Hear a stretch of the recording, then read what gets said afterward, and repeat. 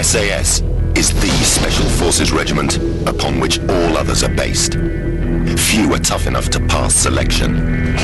But what does it take to survive once you make it into the Special Air Service?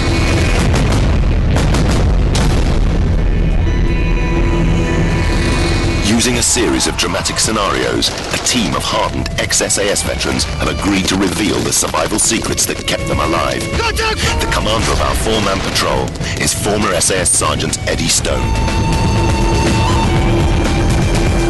With him is demolitions expert John McAleese, the first man on the balcony in the Iranian embassy siege. Additional firepower and expertise is provided by Johnny and Pete. We've had to protect their identities. Together, they'll show you how members of the world's most elite regiment fight and survive, and reveal just what it takes to wear this badge. On SAS Survival Secrets, we reveal how to survive brutal interrogation and torture. Name, rank, and number! When in the hands of a violent enemy force. And we look at how to escape and evade the enemy SAS style. Last time on SAS Survival Secrets, a four-man patrol went on a fictitious mission behind enemy lines.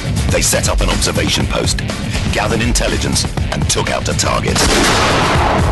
But this has led them to being compromised, and resulted in a series of running battles with the enemy ever since. Then things went from bad to worse, as one of the patrol was killed, and another critically injured.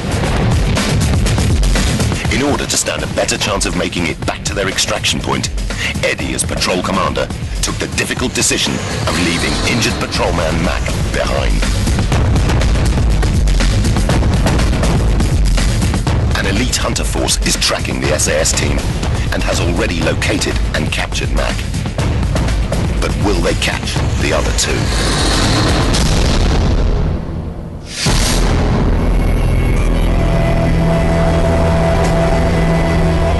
Eddie and Pete are the two remaining members of the SAS patrol. Unaware of Mac's capture, they have made good tracks overnight and are nearing a helicopter rendezvous ready for extraction. The RVs or pickup points are pre-selected prior to the mission. We'll look at the map, we'll choose them off the map, areas of little habitation, areas where the aircraft or the boat can get into. We'll pick 3 or 4 different locations. If we get bumped at one, you can always resort to the secondary RV. When you arrive at the RV, then you will contact your pickup. A determined hunter force remains hard on the heels of the two-man patrol. But because they need to make a quick getaway, the team has abandoned the normal operating procedure of covering their tracks. This has allowed the commanders of the hunter force to use their expert tracking skills to pursue them. Fresh, very fresh. No more than 10-15 minutes. The SAS know this will happen, but they have no choice. They are outnumbered, so their only option is to get to their extraction position as quickly as possible. Just keep cover, I'm just going to go in the Sarby. Having had to destroy their radio when making their escape, Eddie prepares to call in a rescue helicopter using his Sarby. Sarby has been used by the SAS since the mid-1950s and is a lightweight radio allowing ground patrols to link up with support aircraft flying overhead. Hotel 1, this is Charlie 19, ready for pickup, over. Hotel 1, roger, ETA, your location, 5 minutes. As the SAS patrol wait to be extracted, the elite hunter force prepare to surround and capture them.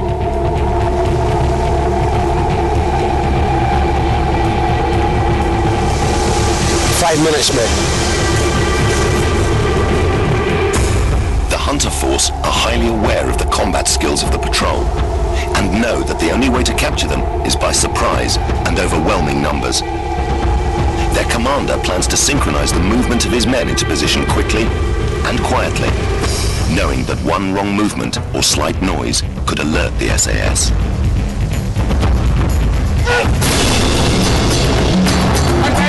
Move right away from the weapon! Hands in your head! Outnumbered and outgunned, the patrol have no other options but to give themselves up. Let's go! On your knees! Move! When you're initially captured or challenged by the enemy, The first thing you've got to do is look at the enemy. See if they're professional. See how many of them there are. See if you're surrounded. If you're surrounded, then you want to commit suicide, you'll try and fight your way out of it. If you don't, a sensible person will surrender. Then look for the earliest opportunity to reverse that situation. Go your knees! Now at the mercy of their enemy, all Eddie and Pete have to look forward to is a violent interrogation process. Get him away, no! Move, move, move, move!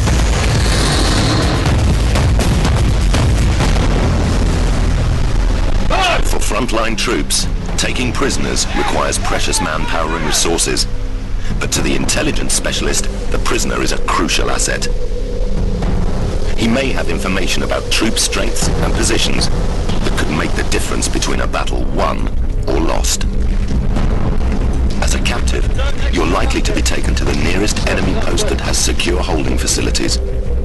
Here you can expect nothing but rough justice from enemy troops. But this is just the start of the softening up process.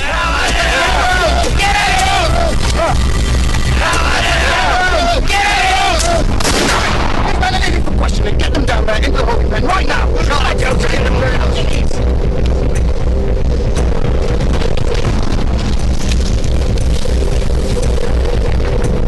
They'll want to humiliate and degrade you and try to destroy your spirit and resolve.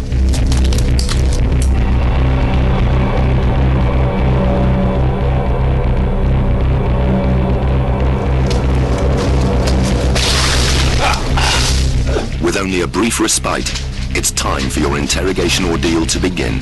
The first stages you're likely to encounter are known as TQ. TQ, or tactical questioning, is the initial brutal interrogation phase. A local commander will attempt to extract information from you. At the same time, he's making a decision on whether or not you're a candidate for further questioning by interrogation experts at a more secure facility. Try and be the grey man, not too aggressive and not too submissive. Under the Geneva Convention, I only have to give this guy 4 details: number, rank, name, date of birth. But what you've got to do is keep your mind alert, say the big 4, appear submissive, not too submissive, and not too aggressive, grey man. Let him think he's on top of you, but he's not, because mentally you're still very, very alert. Name, rank, look up Edward.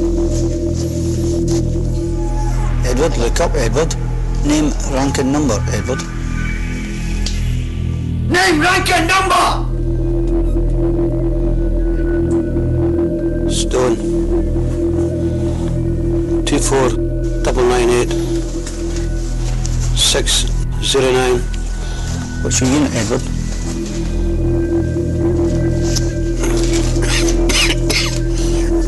You need to try to play the sympathy card with your captors. Always exaggerate your injuries. You're trying to look fatigued, in pain, and weak. Would you like some water, Edward? Always take any chance to eat or drink when it's right in front of you. You're not being submissive, you're just trying to survive. Put it back on the table. Is that nice, Edward? Do you want another drink, Edward? Edward, all you have to say is yes. Even saying a simple yes could have far-reaching consequences. If you answer yes to a question, it can get edited in on a tape recorder and it can be, do you like Saddam Hussein? They'll fill the yes in. Do you like Tony Blair? They'll fill the no in. So at all times you only answer your big 4: number, rank, name, date of birth. Cigarette, Edward? Simply answer yes. It's yours.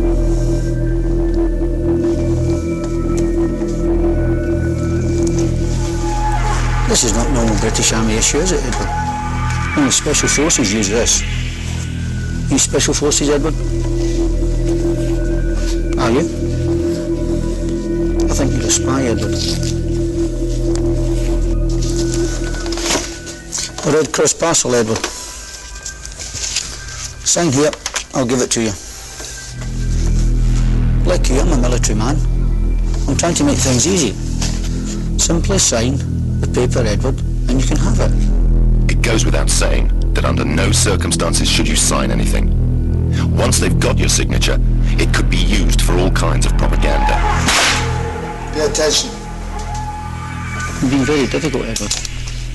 Perhaps we should try another method. Do you want to be dead, Stone? Never underestimate your importance as a new captive.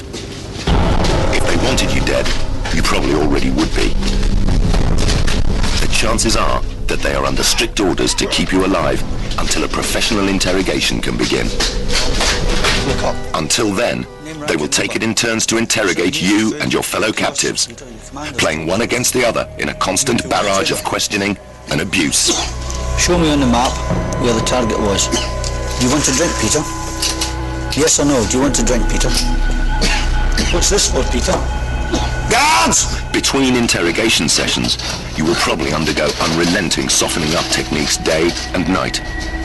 You'll be deprived of food, water, and sleep. They'll use sudden shocks, constant loud white noise, anything that will disorientate your mind, weaken your resolve, and deprive you of your senses. Worst of all is the dreaded stress position. The technique of using stress positions is simple. In these positions, your muscles soon start to seize up. It becomes agony after an hour and torturous after several. But eventually you get used to it and you can sleep, as I have done, in these positions. You have to. It's the only way you survive.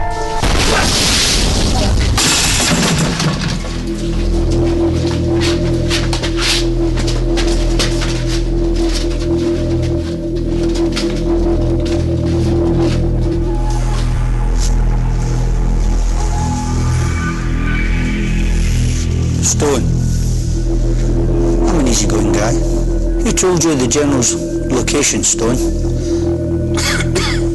Write down the name, Stone, and you'll be free. They'll stop beating you, Stone. I think you're SAS, Stone.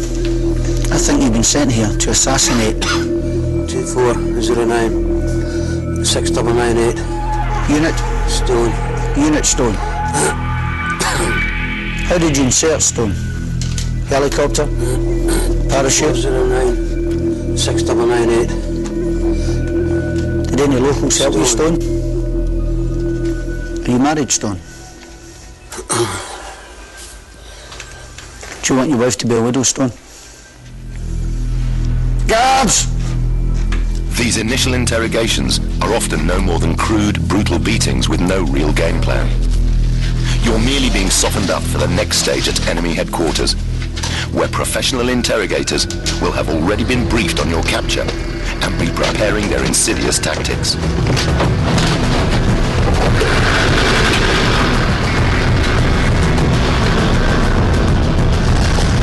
Once you are in the stronghold of headquarters, escape will be much tougher.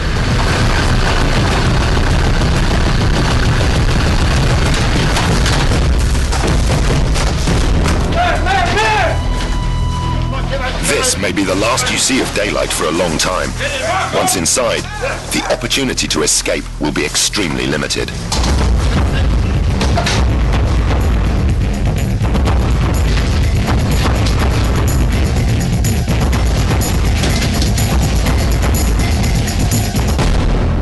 This hell pit could be your new home for days, weeks, or months, and the enemy will be doing everything in their power to make life as uncomfortable as possible for you. This will include the continued use of softening up tactics. By now you'll be desperate for food, water, and sleep. While your captors soften you up, interrogation officers will be doing their research to find out how to make you crack. They'll be gathering as much intelligence as possible from initial searches of your clothing, overheard conversations, and any other information they can gather. They're building up a picture of you, Are you weak or strong? Can you take punishment? What gets to you? Are you cool or emotional? This will be used for the next stage of your ordeal, when a professional interrogator takes over. Our professional interrogator for this fictitious scenario is Paul Ashley, a former armed forces instructor on resistance to interrogation techniques. The interrogation environment will have been designed purposely to be bland and featureless. They want to deprive you of any distractions that will take your mind off the situation.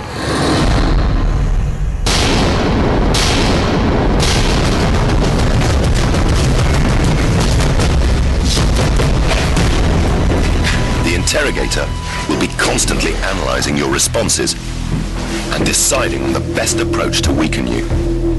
He's looking for that chink in your armor that reveals your weakest point.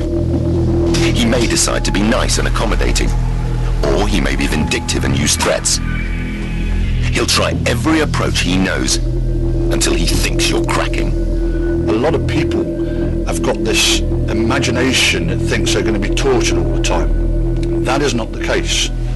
Even if you control the physical, you don't control the man. If you control his mind, then you have him. Okay, listen to me. What I want you to do is to take your hood off.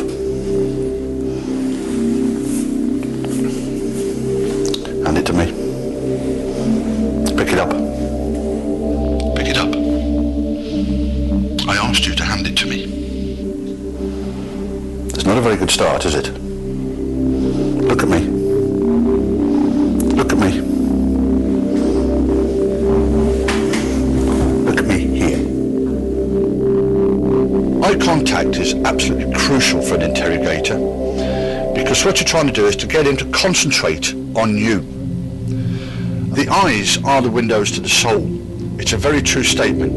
The eyes will move in various locations on a reaction to various questions that are put to them.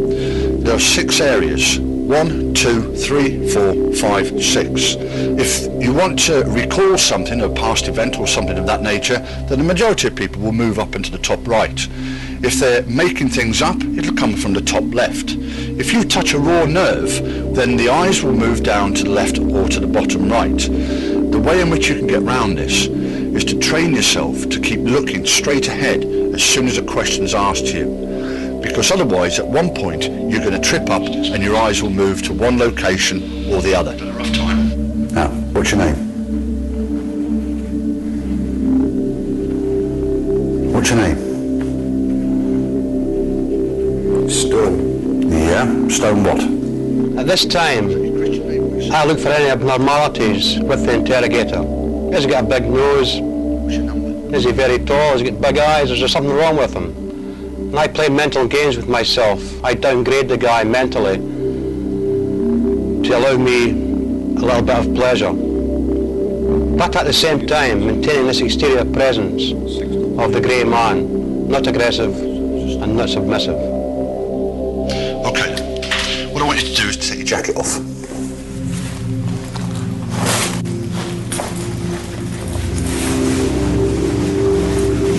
Hand it to me. Take it. Take it. Now, hand it to me. Take it. Look at me. Now, I'm just trying to be polite and courteous here, and I'd appreciate it if you do exactly the same thing. So, hand me the jacket. There's no point fighting the thing, is there? One way or the other, I get the jacket. Now, what I'm asking you to do is to place it in my hand. Well done. Control is everything here. The interrogator has to maintain authority and command. He'll use humiliating tactics to degrade you, such as making you strip off and get into ill-fitting prisoner clothing while he rifles through your kit.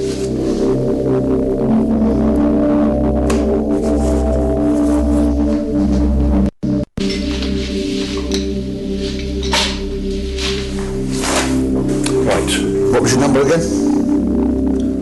249 9 6 important thing is to still keep control in your mind. Let him think that he's winning. And if you get away with it, use silent forms of defiance. Any little bit of defiance that you can get in at this stage is going to be worthwhile to you mentally. But if you get caught, you're going to get a good beating. The professional interrogator has a motive or agenda for every word he speaks and every action he makes. You recognise this? Is this yours? At his disposal will be an arsenal of mind games designed to outwit even the most experienced soldier. Right, if that's not yours, you keep it. If it is yours, hand it to me. You're in a no-win situation here. Whatever you do, you're giving him an answer. This is a typical example of some of the many ploys and tricks an interrogator will use to trip you up. Interrogation can have different approaches, such as the good cop and the bad cop routine, known as the Mutt and Jeff. The idea being that one is friendly and the other one is very, very aggressive. Give me a call sign. A call sign that can stop all this and get some good... Call sign, loser! Call sign! Even members of the opposite sex can be used. This way you can get a different reaction from the prisoner. Would you like me to treat your cuts and bruises? If you look carefully, you can see Eddie's eyes moving slightly different to what they do when he's talking or looking at me. You look a lot better now than the last time I saw you. How are you feeling? Eh? Feeling a lot better now? Haven't had your face dressed by a pretty girl? Would you like a cigarette? If you want a cigarette, take it. Do you mind if I have a cigarette?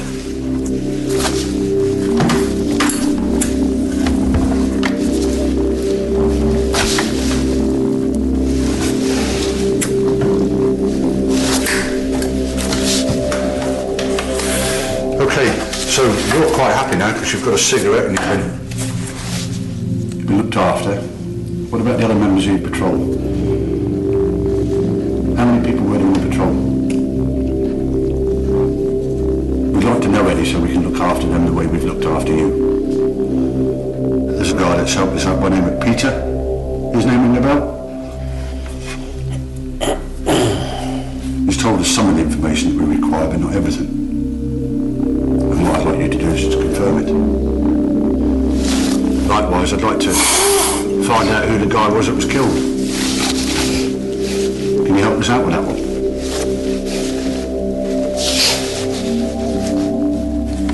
So you're not interested in your own men? So look at me. Look at me.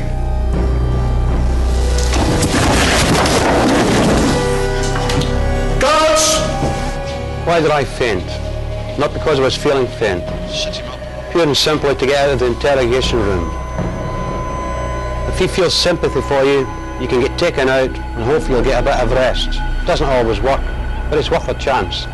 Fainting is a thing that can be used to get out of an interrogation. However, in a lot of places, all he would get is severe kicking and beating until he got up. Interrogators will always use fellow captives against each other. But those with injuries can be particularly weak and vulnerable. One of the members of Eddie's squad, Mac, who had been seriously wounded and left to fend for himself, has been found, treated, and is now fit enough to be interrogated and possibly exploited. Okay, I'm going to take your blindfold off. Look at me. How are you feeling? Look at me. If you're okay, blink your eyes. Well done. Want some food? Want some food?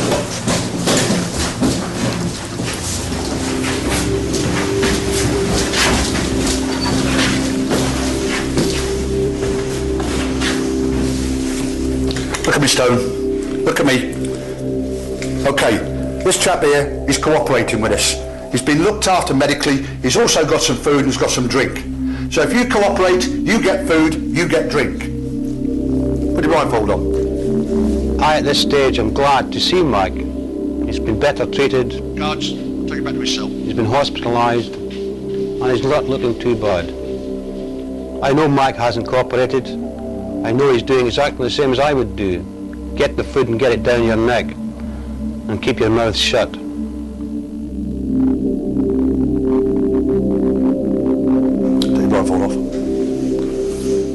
When you're under stress or lying, your subconscious mind can easily betray you. The slightest raise of an eyebrow or twitch of the nose can be an indication that you're covering something up. Every time I see you, I find out something different. Every time you come in here, there's something about you that comes across. So by thinking you're sitting there saying nothing is wrong.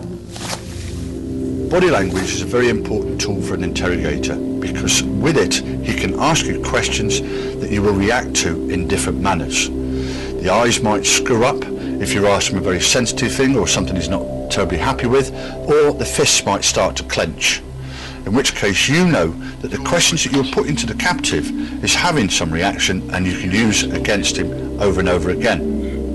You were caught using this piece of equipment. So who were you calling? What was your call sign? Show me where you were caught, where you were going to. We need lots of food and drink. At some stage, you're going to need food and water to keep going. Because without those, you're going to be nothing. You'll die.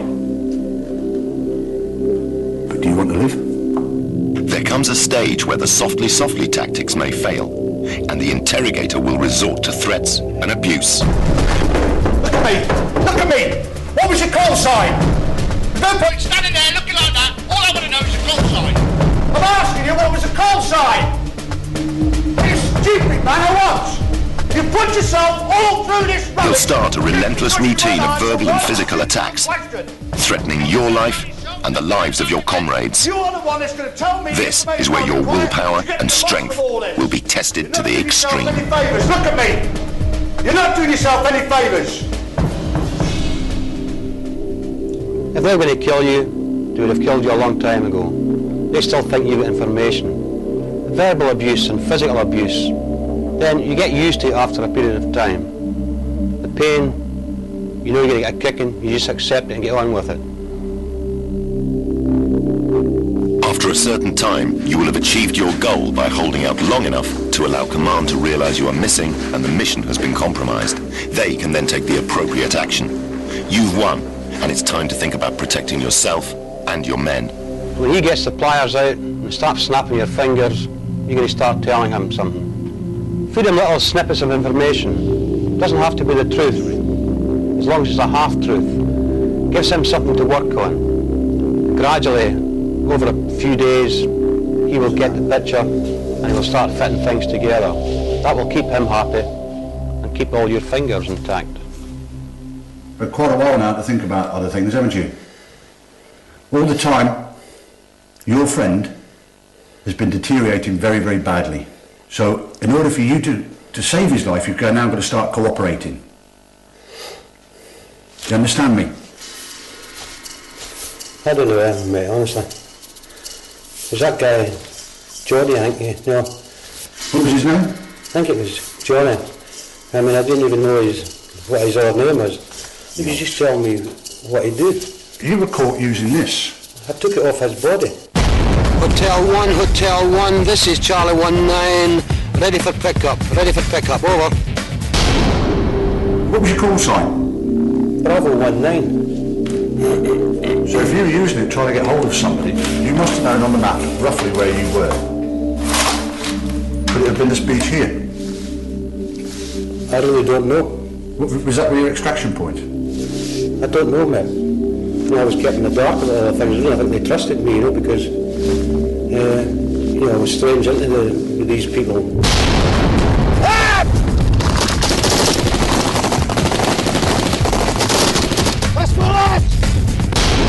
Can I get a drink? I can organise that for you. I'm still curious to know which beach you were at. I really don't know. I need a little bit more than what you're giving me now so I can get some treatment to your man. I really don't know. We landed in my boat. I don't have a clue where it was. What time did you come in? Just after the evening, I think it was. Yeah, it was dark. Had you been in the boat during daylight? Aye, we were in the boat all the time. I need a drink, mate. What about Maxwell? Mac? I really don't know. What was his job? I don't know. As I say, I just came in and I never met many of them. They never even spoke to me most of the time. All I've got is bodies everywhere. From you and your team. Doesn't mean my answer. I'm telling you the truth, mate. I know that you're lying to me. I can't tell you what I know, and I really don't know a lot. You aren't lying to me. You're the man that pulled the trigger that assassinated one of our top-ranking officers. I can hardly shoot a gun, mate. No, I've only shot a gun. You have trouble shooting a gun?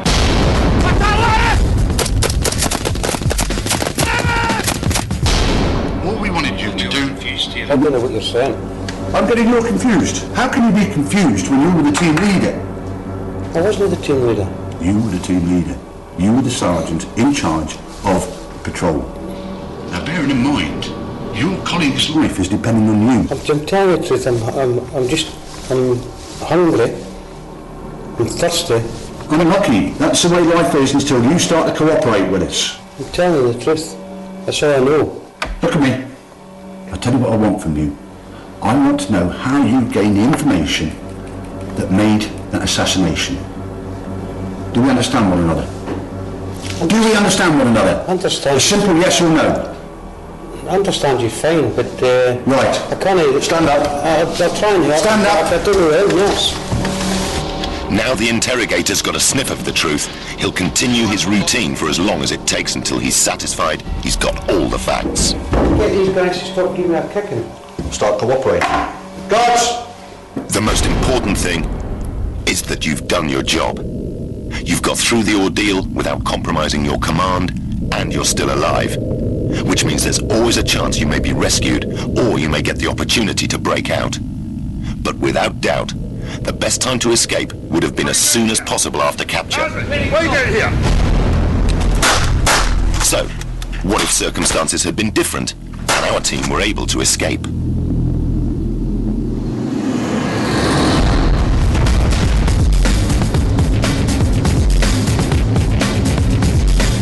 Let's rerun the action at the moment of capture with a few small changes to swing the odds.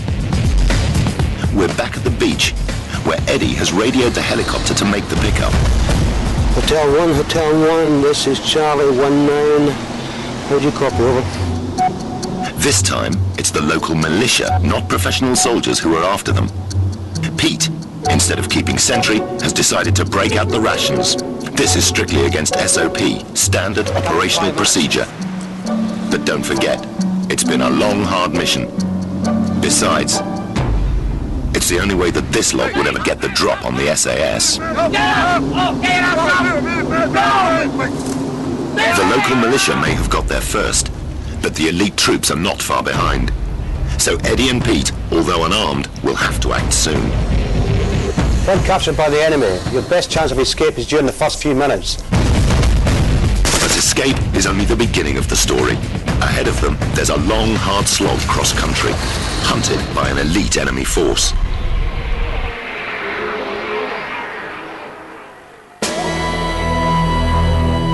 The further a prisoner of war is moved from the point of capture, the less chance they have of successfully escaping.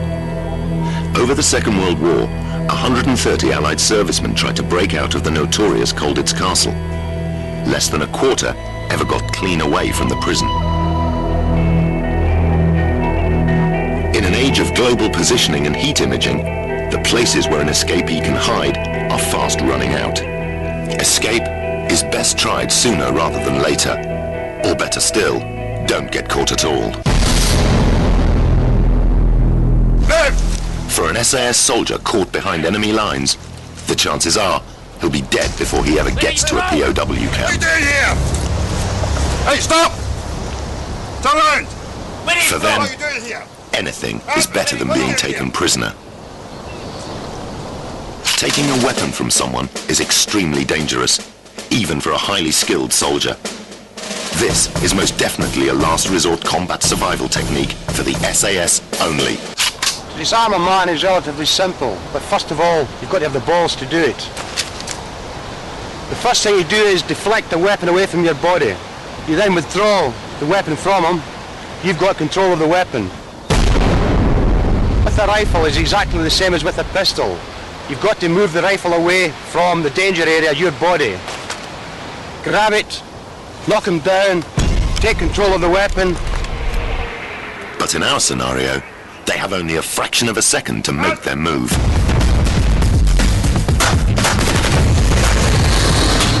With the adrenaline pumping, the first instinct might be to run, but to act hastily now could cost them dearly later.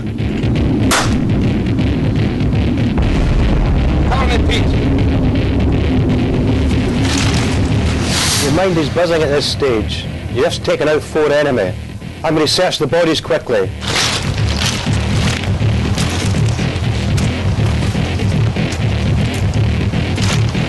Let's go. They set about covering their tracks and make a run for it, but before they go, Pete strips down the enemy weapons.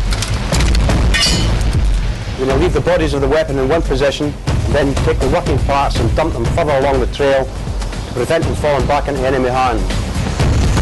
As soon as he can, Eddie radios the helicopter to warn them that they've got a hot LS, a landing site that's come under enemy fire. Hotel 1, Charlie 19, abort. I will also inform them that we're moving to the secondary rendezvous point. Making for secondary RV. Over. All SAS soldiers always have a backup plan. Before you go on any mission, you will formulate an escape and evasion plan. The most important elements of these are your rendezvous points or pick-up points. These will be pre-designated areas where you'll be picked up by heli or you'll meet an agent contact to help you get out of the country.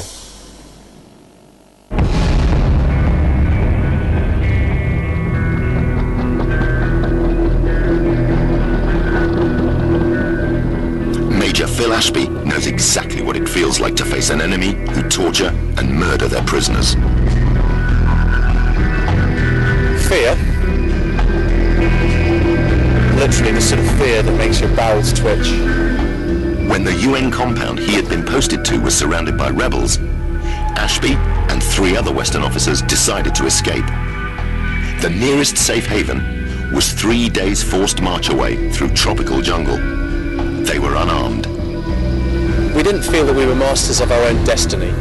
And even if by doing something positive that was going to lead us to perhaps our death, then it felt better to be doing something positive than just simply to be sitting around waiting for the end to happen.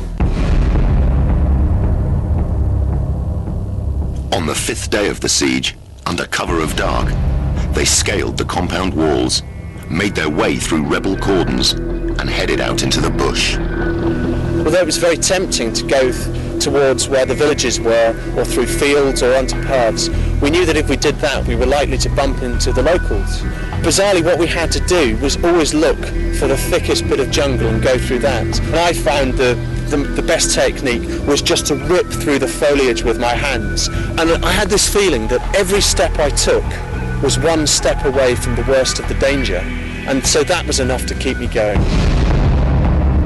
As part of the peacekeeping mission, Ashby carried little in the way of combat gear. However, as a Royal Marine trained in escape and evasion, he knew they'd need some kit. Okay, so some of the gear we had with us at the time, the litre water bottle each. This particular one was quite useful because you could see the creepy crawlies. A shortwave radio, I'd actually tuned it to some of the military frequencies, as well as hiding small amounts of money in the wallet. The real money that I had with me, with a piece of string attached to pull out when I needed to, with $1,000 in. I'm sure with a bit of imagination you can work out exactly where that was hidden. The SAS, however, prefer to come a bit more tooled up. Whether you're in country, behind enemy lines for months, or on the run for 6 hours, a survival kit is vital. Every member of the regiment personalizes their own, and each item in it is selected by the soldier himself. This is my survival kit.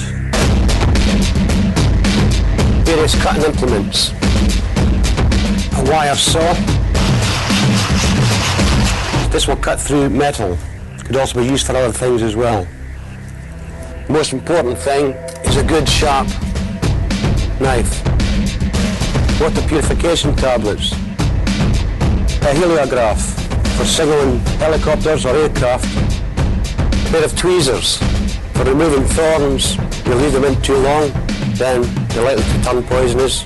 You may carry some local currency, some safety pins, a little sewing set. When you're on the run for a while, then your clothes start to deteriorate. A button compass, very important. A silk sketch map. This will be hidden in your body somewhere. If you go on a run, then you've got a map of the area. But a soldier's most vital survival tool is his brain. He's got to think on his feet, especially if he's bumped or has contact with the enemy. If you've been bumped by the enemy, you may want to throw in a deception plan. Go in the opposite direction from what the enemy expects. Try and hide your trail. But, in general, if you don't get bumped, you will head directly to your secondary RV position. A switched-on soldier will have made a note of the surrounding countryside, navigational landmarks, rivers, and places to avoid like towns and farms.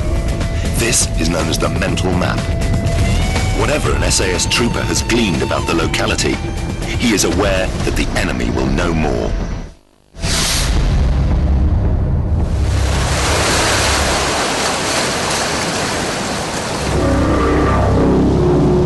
At the scene of their attempted capture, the hunter force has finally arrived to witness the aftermath.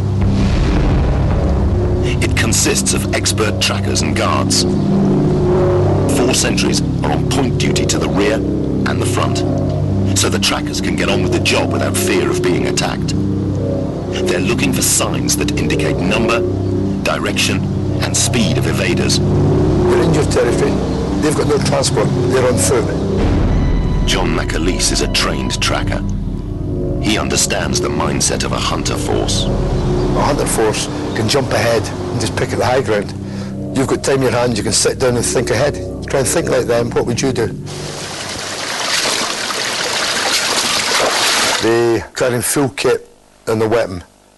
Realistically, they're only going to be doing maybe 4 or 5k an hour initially, and then they're going to go down to maybe, it might even be 1 kilometre an hour, depending on the terrain and also depending on their physical state.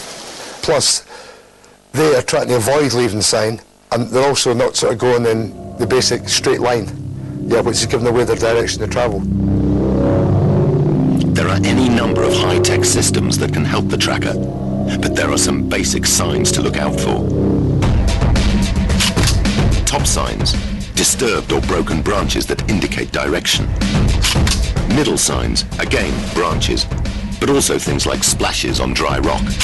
Bottom signs, footprint, bruised or broken undergrowth, discarded items. All these can indicate number, direction, and even time. But what do the SAS use to find their way when they're on the run? In a survival situation, if you intend to move your position, then you have to know what direction to go. If you have no compass, then you can use the natural environment to assist you with this.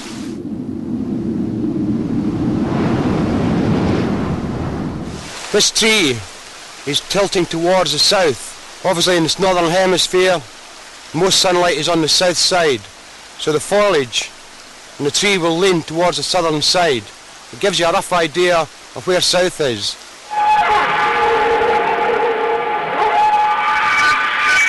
Moss is another general indicator of direction. In the northern hemisphere, once again, there will be more moss and it will grow thicker on the southern side of the tree. You have to look around you at all the trees in the area. And if most of the foliage and the moss is growing on the one side or leaning towards the one side, then that will give you a rough indicator of what direction south is in the northern hemisphere. Wind direction is another good indicator. Trees in exposed areas lean away from the prevailing wind. In Northern Europe, this comes from the southwest, meaning the trees point northeast.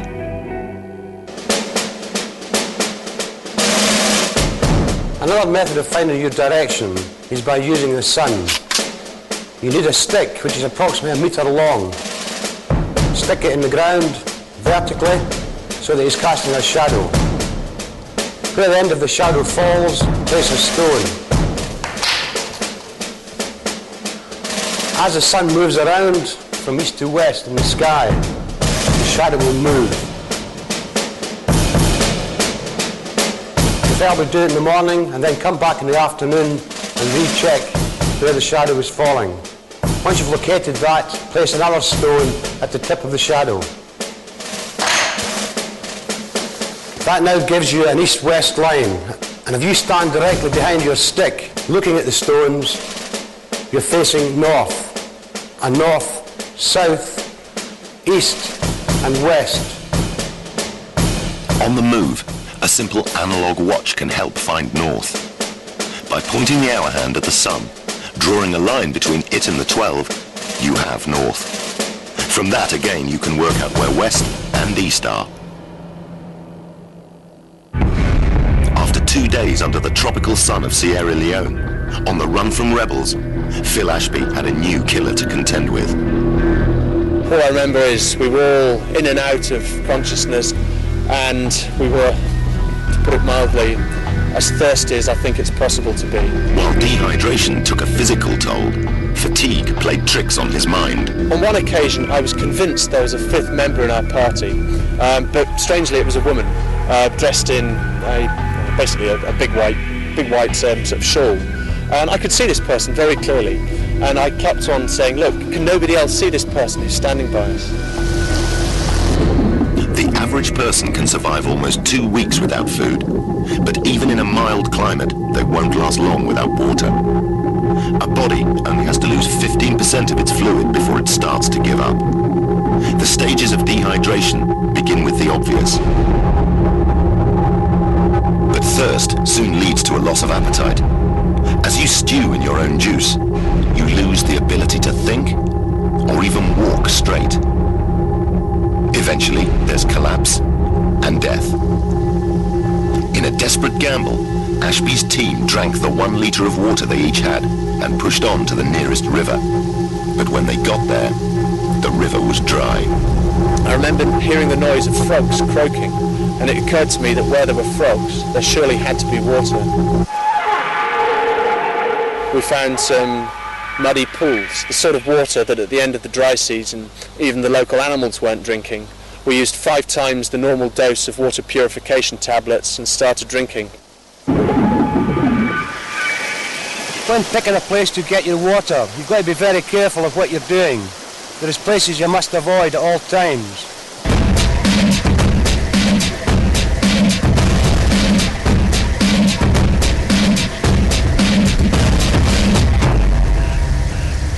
Areas of habitation.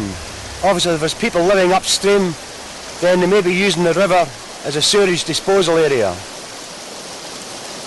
Coniferous woods. Any water running through coniferous woods may be contaminated with chemicals, which is used on the trees. Cultivated areas. Obviously, once again, water in the cultivated areas may be polluted with chemicals, which is used on the land. Stagnant areas.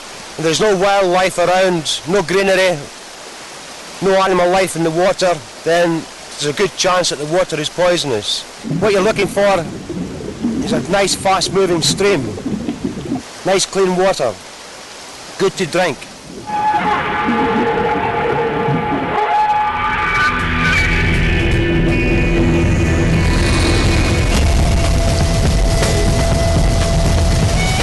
As well as being a good source of drinking water, a river is a good landmark to navigate by, and it will cover your scent if the enemy have tracker dogs. In a typical evasion, Eddie and Pete would try to move at night and rest up during the day. As first light approaches, they'll be thinking about finding somewhere to lie up and maybe getting something to eat. With a little careful preparation, nature provides a veritable buffet of edible plants.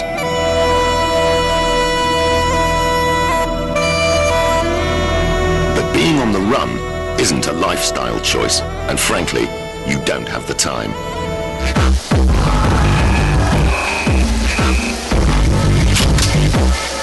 A lying up spot will be chosen based on how much cover it provides. Food is scavenged from bins or stolen from farms. Be careful to take crops only from the edge of the field, not leaving too many traces. Waste of all kind is buried. We were too thirsty to worry too much about food, but once we had managed to find some water, then what little food we did have, well, it was a godsend. I just had my 30th birthday, and more as a joke than anything else, my wife had sent me out a small can of baked beans. And although a miniature can of baked beans doesn't go particularly far between four, it may have been more a psychological effect than a physiological effect, but certainly some of the nicest food I've ever eaten were those baked beans. Any society creates a lot of waste, particularly in a war zone. On the run, picking up what looks like someone else's rubbish could just save your life. You must always look for items lying around which you might find is useful to help you to survive. Polythene bags, string, kindling. Put it inside the polythene bags to keep it dry. I now use my polythene bag to collect water. Rainy day, spread out the polythene, try and get as much surface area as possible out, and you'll collect plenty of water into it. Obviously you've got to have it in a little hollow so that the water will run into the bag and not run out the side. Even in the survival kit, there are some unusual lifesavers. Condoms. For water collection, put it inside a sock, fill the condom with water, and get a nice little carrier bag to carry the water in.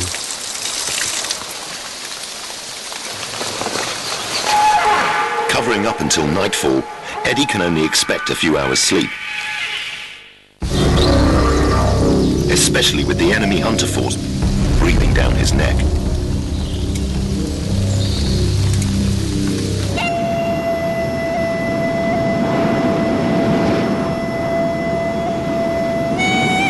The SAS are trained in wilderness survival, but it's unlikely they'll need many of those skills on the run. Building a fire would simply attract attention. If it's possible, however, you might chance it if you really needed to keep warm. But in a scenario like this, Eddie wouldn't have time to rub two sticks together. In my survival kit, I carry various items to help me start the fire. A tampon. Very important that you open the tampon out. Striker and flint.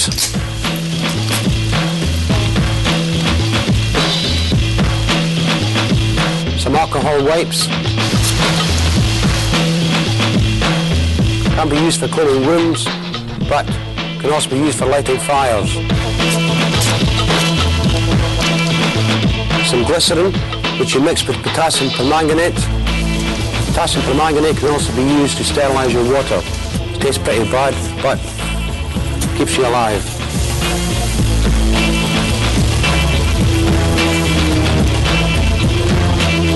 As you can see, you get a very violent reaction when these two chemicals are mixed together.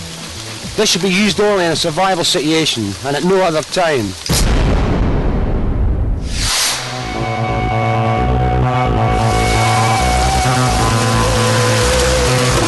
So far, Eddie and Pete have been careful to cover their tracks, but they've had a change of tactics. We have discovered that we've been followed by a professional tracking unit of 5 or 6 men. What I'm going to do now is lay a trap to lure them into an ambush.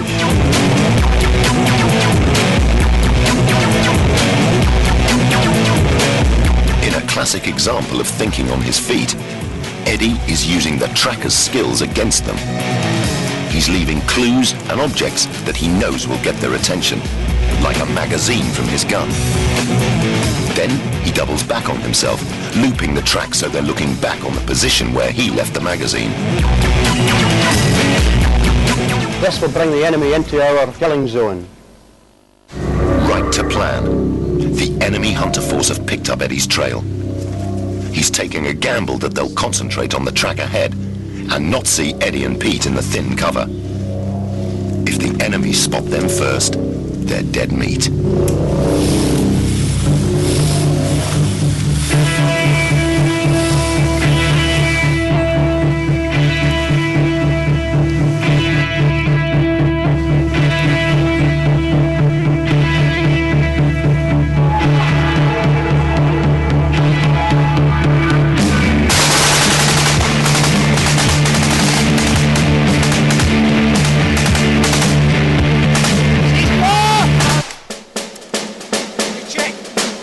I went up to check the bodies to make sure they were all dead. You cannot afford to leave anyone left alive when they're on your track. As I got there, one of them was playing possum. I had no option but to take him out. Now you've had the opportunity to take out the lead tracking unit. You've got to get as much distance between you and the rest of the hunter force as quickly as possible. Let's go. But it's still several days forced march to the final rendezvous. And even when they get there, they might have to lie low for days in poor conditions before they're picked up. The final RV, chosen because it's nothing out of the ordinary. In this case, a lay-by near a beach. We will go to that location at the same time every day until the agent turns up. The agent will identify themselves by giving us a signal. For instance, we'll have a piece of music which is known to us playing in the car radio. From here, they're taken to a safe house where they can rest up for several days and the agent can arrange transport out of the country. But it would be a mistake to think they could make themselves comfortable. At this stage, you're probably at your most vulnerable. You've left your main weapons behind. You're in civilian clothes. You're only carrying sidearms. It's been over 5 weeks since they began the mission. In that time, they've endured hardship in the field, they've lost comrades, and for the past week, lived by their wits whilst being hunted. Phil Ashby was awarded the Queen's Gallantry Medal for his escape in Sierra Leone. But he puts their survival down to something other than bravery. Determination. We got to the stage where it would have just been very easy to have given up. We'd gone through the pain barrier. It would have been very easy just to give up and die. And if it wasn't for that determination and drive, I think we probably would have done. Everybody's got an inbuilt survival mode built into your body, you know, and there's some got a stronger one than others. You know, it's up here. They want to live, they want to get away, and they do it. The training is a great asset, but the best thing you've got is what's between your ears. If you don't use that, then you'll end up captured or dead.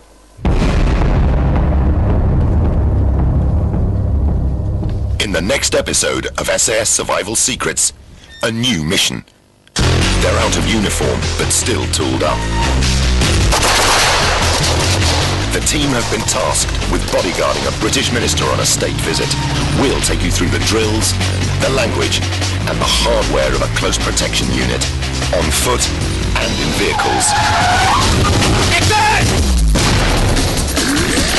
When they have to hand over security to local law enforcement, and the minister is kidnapped, they return in full-on counter-terrorist mode. Speed, aggression, surprise, and firepower make for a successful rescue. Bodyguarding, counter-terrorism, and how to survive as a hostage. The next mission for the team on SAS Survival Secrets.